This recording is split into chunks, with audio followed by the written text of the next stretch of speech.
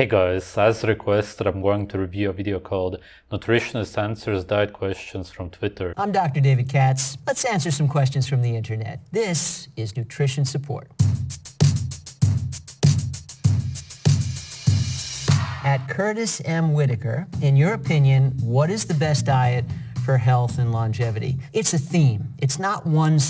It should always be the same answer. What you're naturally supposed to eat. That goes for every animal. There's nothing better than what you're naturally supposed to eat. That's it.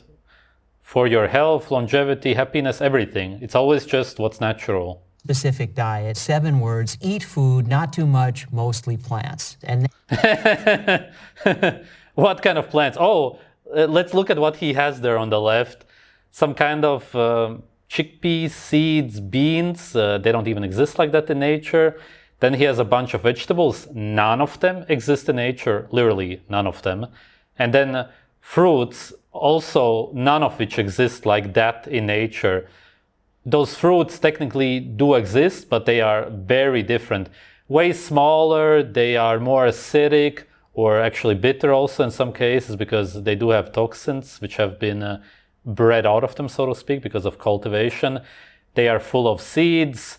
Most of them are not even really edible. that comes to us courtesy of the blue zones. 5 populations around the world, in Ikaria, Greece, Sardinia, Italy, Okinawa, Japan, Loma Linda, California, and the Nicoya Peninsula in Costa Rica, where people most often live to be 100 years old, don't get chronic disease or dementia. They all... Yes, and that's because they eat over 80, or as in the case with Okinawa, over 90% animal foods. They eat mostly pork, raw goat meat, and fish. This has been well documented. There's tons of researchers who went there. There's tons of articles written about it. And actually a very good video by Ken Berry that I will link. Check it out in the description. It's really good. It talks about the blue zones and people eating naturally all over the earth. They also hardly drink any water. Everything that I talk about in my videos. And also what's very important is that they never exercise. Here to that same basic theme, real food, mostly plants, lots of vegetables.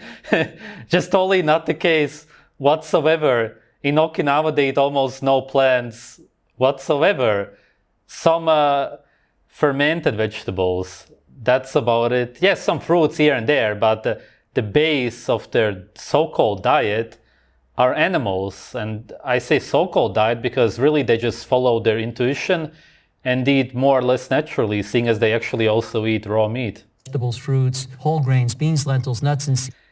What are you talking about? What whole grains, beans? They don't eat anything like that in the blue zones. This guy is completely ignoring that they mostly eat animal foods, especially animal fat. In Italy, they eat fermented cheese, and it's fermented to the point that there's maggots in it, on it, that kind of cheese. Why do you not mention that the Italians eat fermented maggot cheese and mostly animal fat? Why do you mention grains and beans? Why lie for a video? I don't think that it's ignorance. People who study nutrition know what they really eat in the blue zones. At J. Hartman24 asks, can you have too much protein? Yes, you can eat too much protein. Most Americans get about twice the recommended amount of protein. Excess protein is acidic. Excess protein... Proof. How is it acidic? Come on. What does that even mean? What does it mean? It's amino acids. It's acidic by default anyway, if that's your definition. Oh my God, it's the start of the video and I can't take it anymore. Protein can't be used by the body, doesn't turn into big, strong muscles. The body can store carbohydrate and it can store fat. It can store carbohydrate temporarily. It can store protein and the muscle for way longer. And fat also. Carbohydrates are temporary energy. It's all right. But why do you mention it as if it's better? It seems like you are. Cannot store protein. Our carbohydrate store is called glycogen, generally about 1,200 to 1,800 calories worth. Protein. You use it up all of the time. You need to replenish the glycogen stores non-stop if you want to have them inside of your body. Does not get stored. So what the body does is convert it into something it can store. And since glycogen is already capped out, all surplus protein the body doesn't need and can't use now, it stores as fat. The carbohydrates are turned into fat by the liver. What is up with this video? Oh my God. This is such basic biochemistry. Especially when you eat the carbohydrates from grains. It turns into abnormal lipids, which is actually what causes diabetes, atherosclerosis. This is all such common sense. What is up with this guy lying to everybody? So Baby Doll 9 asks, where does keto science and nutrition come from? How does anyone believe that eating zero carbs and almost all fat could be good for you? It doesn't make sense to. Why does it not make any sense? It's not what you're naturally necessarily supposed to eat. You're just gonna eat what you have available. In some places on Earth, you don't have any sugar available for most of the year, and then some berries will appear in around August. And in some places, in tropical climates, you will have fruits, not the ones that we eat today, but there's still some wild fruits which you can eat, but it's much harder to get to the fruits. There's animals, all kinds of bugs, plants that will cut you and poison you. It's not that simple. You don't go to the supermarket in nature and buy cultivated fruits full of sugar. It's very hard to get to the fruits, as I said, and you won't get much sugar out of them. So where does it come from? Is there a science? Yes, actually. So the origins of the ketogenic diet was discovered that if you restricted fuel to the brain, you could sometimes treat seizures that nothing. You don't restrict fuel to the brain. What are you talking about? You simply fuel it with ketones. Oh my God, this video is really hard to watch. Nothing else would treat intractable epilepsy. Their seizures sometimes would stop if you starve the brain of carbohydrates. Sometimes, especially in children, if the typical drug.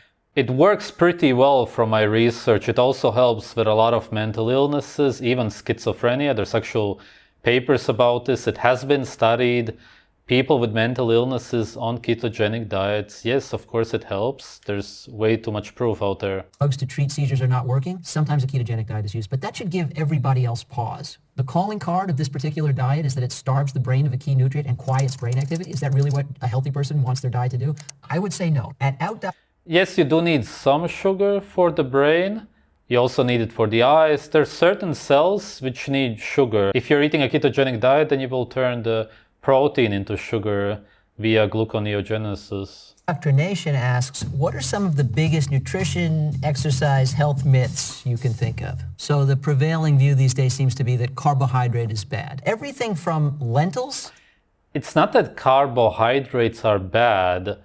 When you eat a fresh animal, then you get a lot of glycogen from the animal. Actual sugar, you get it from the muscles, from the liver, from the blood. The body is full of sugar, not as much sugar as you will get from rice, white bread, or any kind of bread really. All of the garbage seeds that people are eating today, especially the highly processed ones, because that's how you get the sugar out of it very easily. Of course, when you eat whole actual seeds, you can't digest them. They completely destroy your gut. They destroy your gut anyway, but not as much when they are processed. For example, brown rice, red rice, black rice is a lot worse than white rice. And that's because the shell has been removed.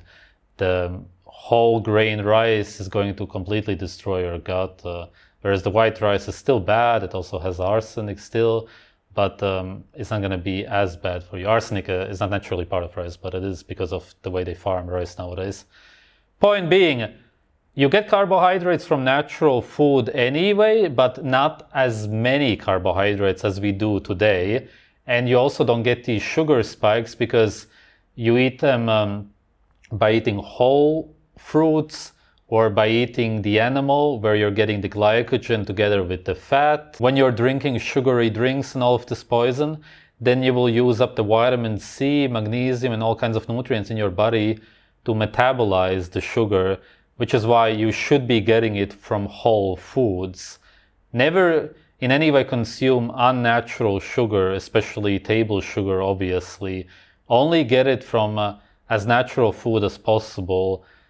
Even the fruits which are cultivated are still a lot better because they have at least some vitamin C and electrolytes. Point being, sugar in itself is not bad. I'm not advertising for a ketogenic diet, but you should be getting sugar from a natural source. And that's not possible for a lot of people in different climates throughout the year.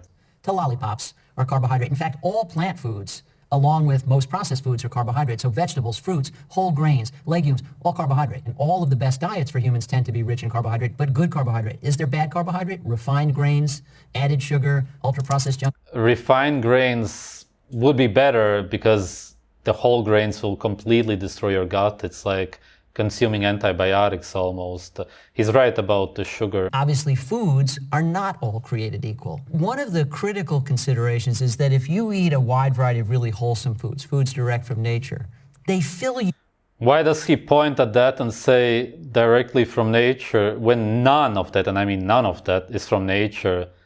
If he would have a piece of liver there, then he could actually say from nature. You up on fewer calories than if you eat ultra-processed foods. Here is something you may not know. Non-food components added in with the food. Now you've got an ultra-processed food. Those foods are manipulated in all sorts of ways to extend their shelf life and to stimulate your appetite center and make you overeat. So it's just a typical so-called nutritionist. He has been educated by the government. That's how it is with all of these people. You're literally listening to a guy who has learned about health and food through the government. You gotta realize that. Does the government ever want to help you? Do they want the best for you?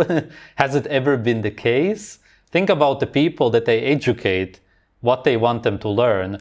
And as always, they say that processed food such as chips is bad for you, but you gotta eat the whole vegetables, grains, and fruits, which he doesn't even realize, maybe, I don't know, don't even exist in nature. He's recommending you to eat stuff that doesn't exist in nature, but then says that this processed food, such as chips, is even worse, which it is. It's as if these people only see the processed, really terrible junk food, and then the whole grains, vegetables, and fruits. That's it. And then they may say that you can eat some eggs and lean meat. No animal fat usually. When in reality, all of that is garbage, and really you should be consuming raw liver, brain, blood, everything that humans eat in nature, bone marrow.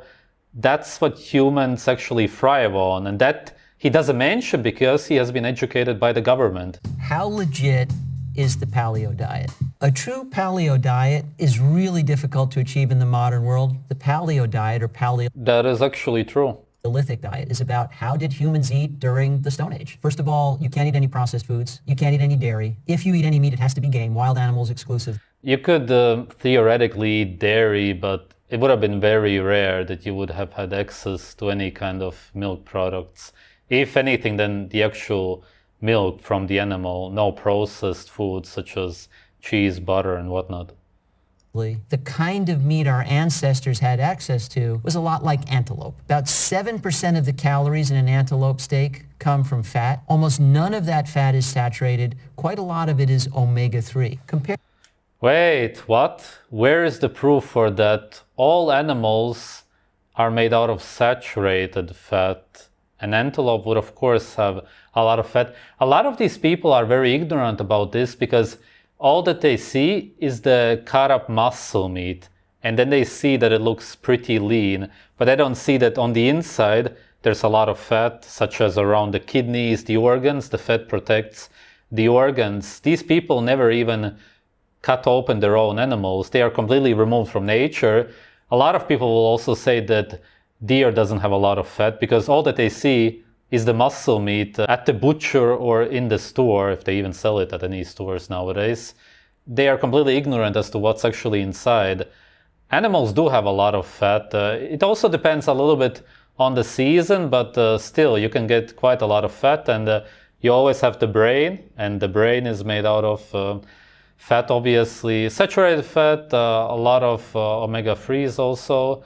But him saying that the fat in general in antelopes is made out of omega-3s, what is he talking about? Compare that to beef. 35% of the calories come from fat. Most of that fat is saturated, and none of it's omega-3. Night and day. Our Stone Age ancestors didn't eat that. Our Stone Age ancestors... But there's also cows in nature. They look slightly different, but I've seen wild cows. Really, most people wouldn't be able to differentiate between the cows that we farm today and natural, so-called wild cows. What is he saying? You cut open the cow and it's full of saturated fat. That's how it is for most animals. Crazy, crazy video. Ancestors got about 100 grams of fiber every day. Now the recommendation here in the US for adults is about 25 grams a day. Wait, what? Did he just say that our ancestors got 100 grams of fiber? Wait, I gotta go back. If he said that, this is just the worst video I've ever seen. I'm not even joking. Our Stone Age ancestors got about 100 grams of fiber every day. Now the Oh my God. Oh my God.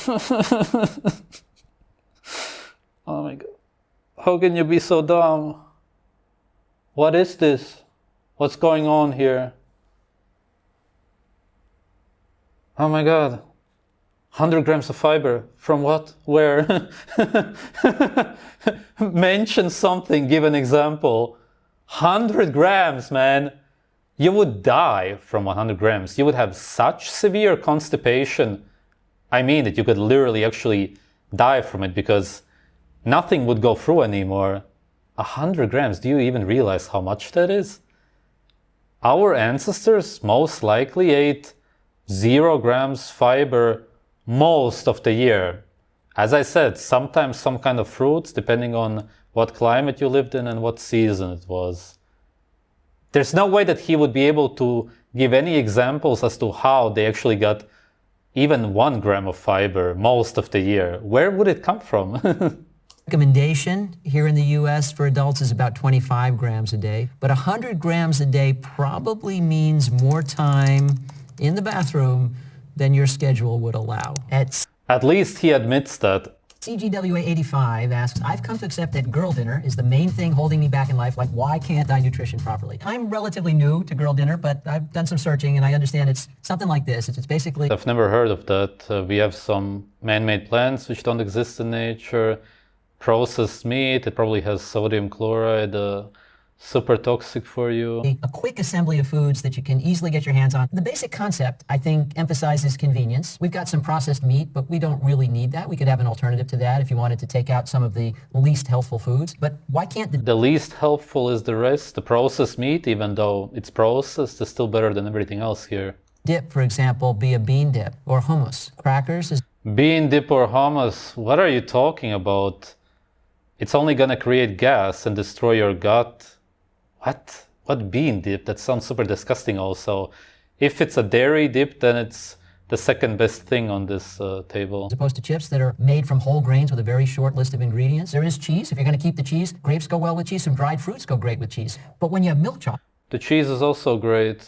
And add in a lot of saturated fat, a lot more calories. Typically more sugar comes along for the ride too. But if you traded this up to pure dark chocolate, 60% cocoa or higher, it's delicious, it's rich, it's rewarding. And because it's bittersweet rather than purely sweet, it actually fills you up. Why does he keep mentioning saturated fat as if it's something bad? That's what it seems like.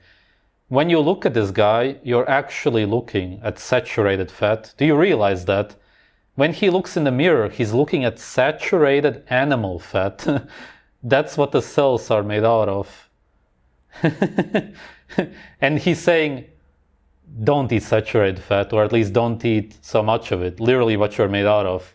If he would realize that, then he would understand how stupid it sounds. I'd really like to know from someone that actually knows if buying organic food for double the price is actually worth it / better for you. A great question. We really can't say for sure that it's better for human health, but we have reason to think so. Herbicides should not be part of the human diet. Pesticides should not be part of the human diet. Antibiotics dosed to animals should not be part of the human diet. And if you eat organic, you're avoiding all of those things. Completely wrong. You're not avoiding pesticides when you eat organic food, but you're eating different kinds of pesticides. I'm amazed at this guy. Not in a good way. I'm amazed at his ignorance. Organic food can be better compared to the really terrible food that we can buy today, but sometimes it can even be worse. In Europe, for example, to get the organic label for animals, you need to do something to them, which I'm not gonna say on YouTube. I'm pretty sure that you know what I mean. Something goes inside of them. You actually need to do that to get the organic label, which is why it's always best to eat wild food, whether it's fruits or animals. And if not that, then at least from smaller farms where they don't care about the organic label and they actually just let the animals live naturally without doing anything to them. Cartier Angel asks, intermittent fasting is BS. It's literally just skipping breakfast with a fancy name. It's a bit more than that, but you're not entirely wrong. There have been randomized control trials, putting them head to head. intermittent fasting to limit your calories, and no time restriction, but portion control. And you wind up with the same number of calories, the same foods, just distributed differently, with intermittent fasting being the difference. Guess the results. No discernible difference. But that doesn't mean intermittent fasting isn't a valid tactic. For some people, it just works better than thinking about portion control all the time. I mean, if you start your day at lunch and have dinner and then Intermittent fasting, starvation, just like any self-control and discipline, is slavery. You're listening to the opinions of other people. You don't do what you want to do. You don't eat when you want to eat or what you want to eat. When you follow a diet also, you do what other people told you to do. A natural human being always eats when he or she wants to eat. It's as simple as that. If you're following a man-made plan as to when to eat, then you're a slave. At Inaisiali asks, are you plant-based, vegan, and finding it difficult to get the proper nutrition, protein, minerals, macronutrients? Now, first of all, I'm primarily vegan. You get... Oh, wow, okay. It's not surprising, considering what he said at the beginning of the video about the blue zones. Jesus, man. Many more vitamins and minerals from plants than from animal foods. There are a couple of exceptions. Wait, what? I gotta go back again. I really hope that I misheard it. You get many more vitamins and minerals from plants than from animal food. Oh my God. Oh, I can't anymore. Bloody fucking hell, mate. Oh, seriously. This is really bad. Plants don't have over 15 micronutrients, man. What kind of a nutritionist doesn't know this? Oh my God. Oh my God. Oh my God. The most nutritious foods on earth are animal organs, and blood has every nutrient. Plants don't have over 15. How can you get more nutrients from plants, man? It doesn't make any sense. Foods. There are a couple of exceptions like B12, and so supplements not an unreasonable idea. There's over 15 exceptions, you ignorant tool. Oh my God, man. Protein is not deficient in plant foods. All plant foods contain all essential amino acids. And if you find it hard to believe... You can say that, but at the same time, there's no creatine, carnitine, and so on in plants, which they will say that you can create yourself, but there's no actual proof of that. And I have actually some studies showing that vegans become deficient in these amino acids. Seeing as your body naturally is supposed to be eating meat, that's how you get these amino acids, you're of course not supposed to convert them yourself, which is why the human body, which is naturally made to eat meat, will of course be eventually deficient in these amino acids, along with other nutrients, because you're supposed to get them from meat. That you can build big, strong muscles from eating just plants. Take a look at a horse. Oh my God, oh my God, oh my God. This video is getting beyond ridiculous at this point. Horses have a way different stomach. They have microbes which ferment the fiber and actually create saturated animal fat out of it.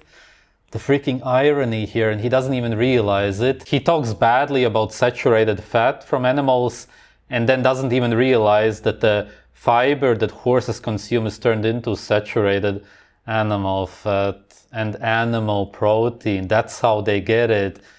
Humans can't do that. We don't have a large intestine. It's very small in comparison to all of the plant-eating animals. Also, our intestine length is actually shorter than that of a dog and a bit longer than that of a cat. It's in the middle. Look at a gorilla. Take a look at an ox. At Poetic Dweller asks, is the food... Is he really serious? I can't even tell. How does he not understand biology? A nutritionist doesn't learn anything about biology necessarily, which is probably the problem here. But all of those animals ferment the plants into saturated animal fat and animal protein, which no human being on earth can do. If we eat a lot of fiber, we get constipation and a lot of gas. That's it. Pyramid still real? Like, are you guys actually eating all these servings every day? This just feels like a lot. This is what we're talking about here. It's not still in use, it's actually been replaced. It's been replaced by a plate. So if your plate is... It's pretty much the same, and it doesn't even say meat anymore, it only says protein. You fell for it. The government created these guidelines, you were educated by the government, and that's why you fell for it. Yeah. Ed Bull Spear says, honestly, I don't know why I bother reading nutritional labels. I don't know what the niacin is or why one Nutri-Grain bar has 10% DV of it. Okay, our problem used to be micronutrient deficiencies. Our problem today is much more about macronutrient excess, just eating too much of all the wrong foods. I would say look at an ingredient list and look for things you recognize as food. Well, if you're having We never used to have this problem. This is a modern problem. People always used to eat an abundance of micronutrients because they used to eat organs, and nowadays people eat this kind of garbage, and that's why they are micronutrient deficient. And when you're micronutrient deficient, then you will want to overeat on macronutrients because your body is simply craving these micronutrients.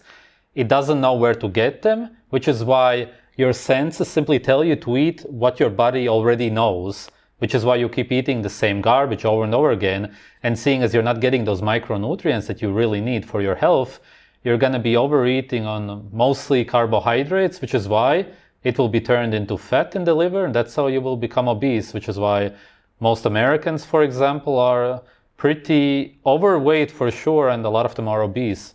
Nutri-Grain bar, you'd really like to make sure that the first ingredient is a grain, and ideally a whole grain, and that would be a good thing. If the first ingredient in a grain product is anything other than a grain, like sugar, for example. But you talk about micronutrient deficiencies, and at the same time show a so-called food which has almost no micronutrients.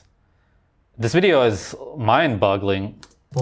You can do better. At Mintpoid asks, what do I eat pre-workout versus post-workout macros-wise? In general, you want to The correct answer would be don't work out at all. But of course, he's going to say some nonsense now. Load for a workout with carbohydrate. That's going to help you fill your glycogen stores. That's the fuel you're going to be running on during an extended period of exercise, a long bike ride, a long hike, a long run, a marathon. Complex carbohydrates. That would A marathon? Yeah, just go and run a marathon. Just why not? Be whole grains, it would be fruit. For recovery afterwards, you've used your muscle, you've broken down muscle if you've worked out intensely, high quality protein. And the other thing that would be really important post-workout would be antioxidants. Antioxidant compounds actually help protect the cells as they go through that process of breakdown during exercise recovery after.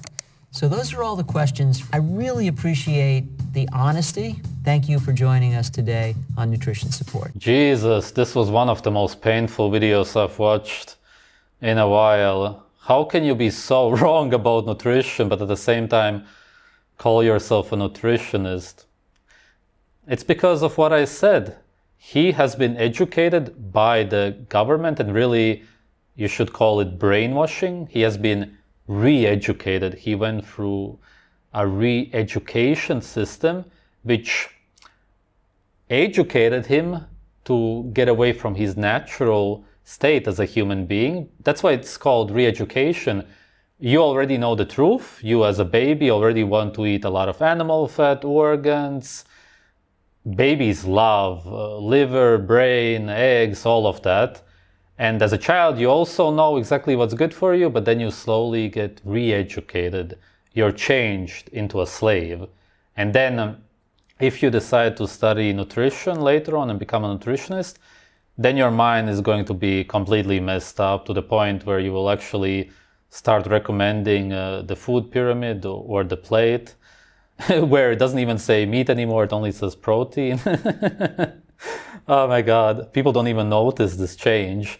And then you have a bunch of man-made vegetables and fruits next to you, and then you point at them and talk about nature as if it's natural food, even though none of that exists in nature.